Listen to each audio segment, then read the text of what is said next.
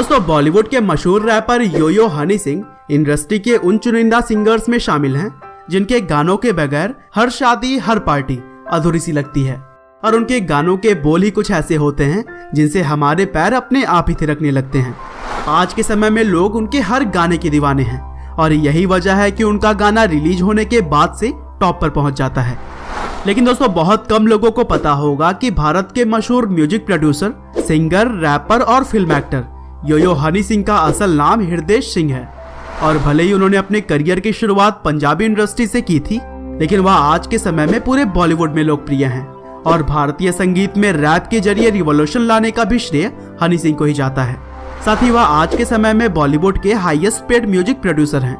हालांकि दोस्तों इस मुकाम को हासिल करने के लिए हनी सिंह को काफी कड़ी मेहनत करनी पड़ी और किस तरह से पंजाब के एक छोटे से शहर में जन्मा यह लड़का पूरी दुनिया में अपनी संगीत से राज कर रहा है, चलिए हम जानते हैं। तो दोस्तों इस कहानी की शुरुआत होती है 15 मार्च 1983 से, जब पंजाब के होशियारपुर के एक सिख परिवार में हनी सिंह का जन्म हुआ। उनके पिता का नाम सरदार सरबजीत सिंह और मां का नाम भूपिंदर कौर है। आगे चलकर हनी सिंह जब छोटे थे तभी उनका परिवार होशियारपुर से दिल्ली रहने चला गया और हनी सिंह को बचपन से ही म्यूजिक का काफी शौक था, इसीलिए वह अपनी स्कूल के सिंगिंग कंपटीशन में अक्सर पार्टिसिपेट भी करते थे। और स्कूल के टाइम से ही उन्होंने डिसाइड कर लिया था कि उन्हें संगीत की दुनिया में ही जाना है।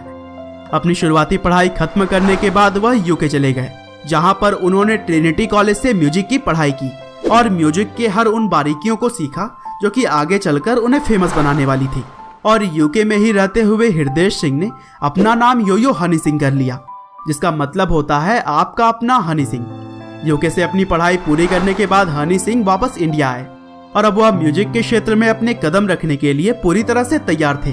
हालांकि इससे पहले वह खुद की एल्बम बनाते, उन्होंने दूसरे आर्टिस्ट के लिए कई बार म्यूजिक कंपोज किया। साथ ही कई सिंगर्स के गानों में अपनी शानदार रैप का तड़का भी डाला। उन्होंने पहली बार 2005 में बिल सिंह के साथ पेशी गाने में म्यूजिक प्रोड्यूसर के तौर पर काम किया और फिर इसके बाद से वह ज्यादातर गानों में रैप करते हुए ही दिखाई दिए। हनी सिंह का 2006 में अशोक मस्ताई के साथ आया गाना ग्लासी के लिए उन्हें ETC award for best sound मिला और इस तरह से धीरे धीरे यूथ में वह अपनी पहचान बनाते जा रहे थे। और फिर आगे चलकर rebirth, the next level, lockup और द बिगनिंग जैसे एल्बम्स आने के बाद हनी सिंह पूरे देश में लोकप्रिय हो गए।